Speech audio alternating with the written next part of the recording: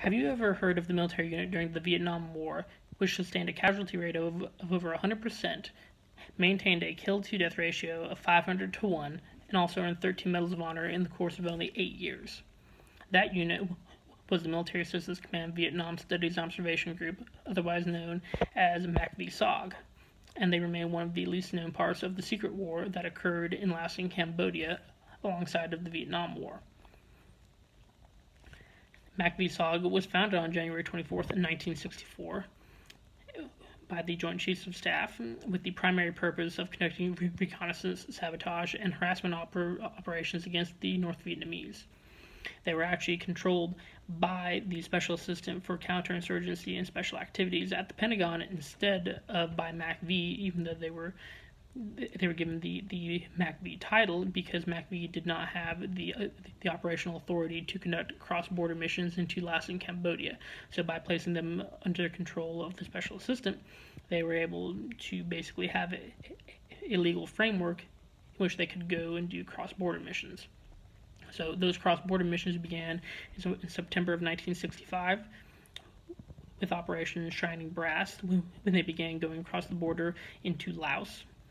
The primary purpose of these cross-border missions were to conduct reconnaissance missions against Vietnamese forces on the Ho Chi Minh Trail, primarily trying to figure out what units were coming up and down the Ho Chi Minh Trail, and also figure out where the enemy's supply dumps, their ammunition points, and their command and control areas were. They also did wiretaps against North Vietnamese phone lines and radio networks that they placed electronic sensors into both the Ho Chi Minh Trail and into border areas so they could figure out if the North Vietnamese were bringing down armored units. And also they attempted to coordinate airstrikes against major targets such as bridges, ammunition dumps, tunnels, things of that nature. They also consistently had the secondary mission of attempting to do prisoner snatch operations and trying to pick a North Vietnamese soldier, preferably somebody of rank like an officer, or if possible, a Chinese or Russian advisor to the North Vietnamese, off the Ho Chi Minh Trail or out of one of these command and control points, and taking them prisoner because SOG teams were heavily incentivized to do this because they were promised a week-long R&R in whatever place they wanted, such as Thailand, Australia, wherever they wanted to go, along with $200 American. These operations continued in April of 1967 when they began Operation Daniel Boone, which were cross-border missions into Cambodia. Now, these missions were a little bit different from those in Laos, at least at first, due to the fact that SOG teams were not given any tactical air support at all, and also had to actually walk across the Cambodian border on their own. However, these restraints were soon lifted, and they were eventually given the air support that they needed. Some of the things that MACV-SOG engaged in were psychological operations,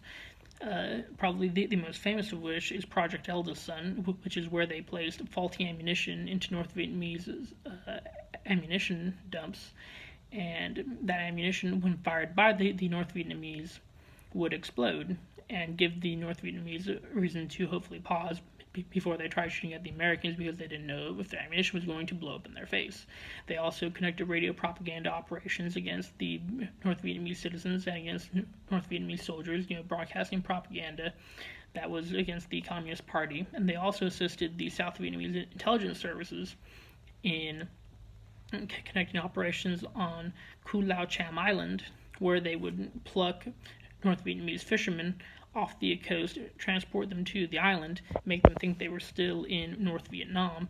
and get them to believe that there was an insurgency going on inside North Vietnam against the Communist Party, and slowly just connect psychological operations that way and feed them propaganda, and then release them back into North Vietnam to hopefully begin fermenting an insurgency, which never happened, but they still tried it. They also assisted the South Vietnamese by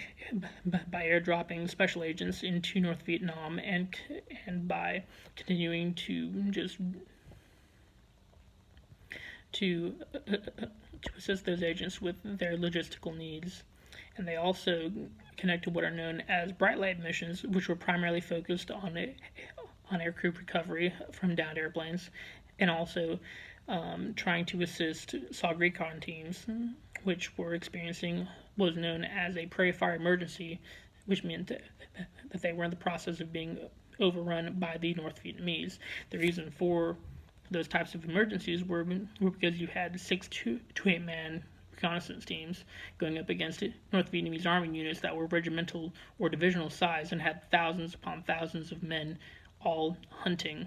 for the 6 to 8 man reconnaissance team. And when they were found, they often had a very limited time and limited firepower in which they could respond and try to get out of the hot zone. Now, SOG's organization, speaking of which, they were primarily organized on teams with 2 to 3 Americans and 3 to 5 indigenous troops. These indigenous troops were primarily taken from the South Vietnamese Special Forces, along with volunteers from the Montagnard, Hmong, and Nung subpopulations. The Hmong are primarily from Laos, the Montagnards are primarily from Vietnam, and the Nungs are primarily Chinese in origin. They also had units which were known as the Hatchet Force, which were a much larger force, which were used for search and destroy missions along the Ho Chi Minh Trail, and they would basically be flown in and would just go up and down the Ho Chi Minh Trail searching for ammunition dumps and key enemy points to destroy for about a week or so, and then get airlifted out. There's also the position of Covey Rider, which was basically an experienced SOG team leader, was put into an Air Force observation plane and basically served as the forward air controller and the recon team on the ground's link with headquarters, and were the one who got them into and out of their assigned reconnaissance zone, and also got them all the close air support that they needed. Now, SOG as a whole was organized into 3 separate units. There was Command and Control North, which is located at Phu Bai, Command and Control Central at Com Tum, and Command and Control South at Bam Mi Thut. And they also had a few dedicated units that were assigned to support them. Most notably is the South Vietnamese Air Force's 219th Helicopter Squadron, which was assigned solely to SOG and provided them with the vast majority of their helicopter support. There was also the United States Air Force's 15th and 20th Special Operations Squadrons, the U.S. Army's 176th Assault Helicopter Company, and also the Marine Corps' Light Attack Helicopter Squadron 367. Now, SOG was in existence from January 24th, 1964 to May 1st of 1972, when they were officially disbanded and were later reformed into the Strategic Technical Directorate Assistance Team, which continued to assist the Vietnamese in their fight against the North Vietnamese for the next few years, for the next year of the war until May of 1973, when they were officially disbanded. During that time frame, as I noted in my opening, SOG maintained a 500-to-1 kill-to-death ratio. All the while, they also sustained a 100% casualty rate, which means every single member of the unit was injured at least once. They also earned 13 Medals of Honor, which is the most of any unit of that size, which they never grew to be any larger than 400 Americans. Now, as far as my sources for this speech, primarily the information comes from 4 books, 2 of which were written by John Meyer, which are Across the Fence and On the Ground, and also John Plaster, who wrote the book SOG, and also wrote Secret Commandos. And then Jocko Willenick recently put out a podcast about 10 days ago